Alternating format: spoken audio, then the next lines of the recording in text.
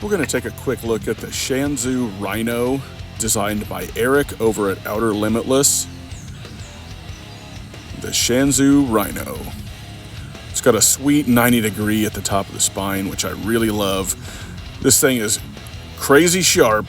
Got it out, did a little bit of cutting on some leather and stuff like that before I started filming. Try to do a little feather stick in here. This is just really the first time I've got it out, and I decided I'd film a little something with it. Sped this up so it didn't take forever, but this is another one of those that's kind of considered a camp knife.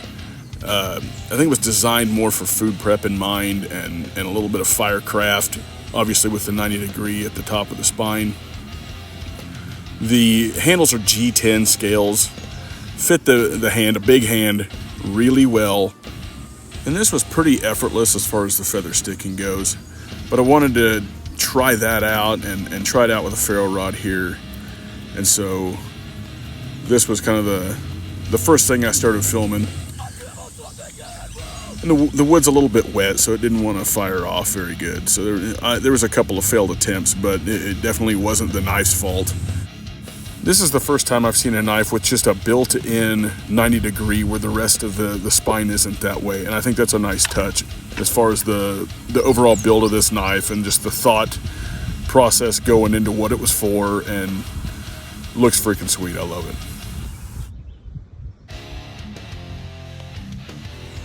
So I got out some V-belt here because I got a bunch of this at work. So you're going to see this in a lot of cutting videos. There is like some bands inside of this that are really stout. Stuff's pretty tough to cut through. If you don't think that this is a decent test of sharpness, go get some V-belt and try to cut it with a good sharp knife. You're going to need a good sharp knife, and you will find that this is some extremely tough material and an excellent test of sharpness. I'm going to get this out and do some food prep with it in the near future and just see how that goes, because it was designed with that in mind, and I'm sure that it's going to excel at it if it's biting through this really well. And it is. If you're watching this thing, as long as you're moving along the edge, man, it will bite and sort of just push right on through.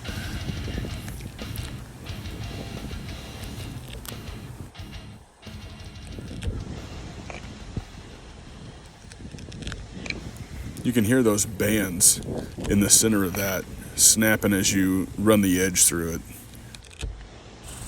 And so we're going to wrap this up. Thanks for taking a look at this with me. There'll be more on this in the coming days.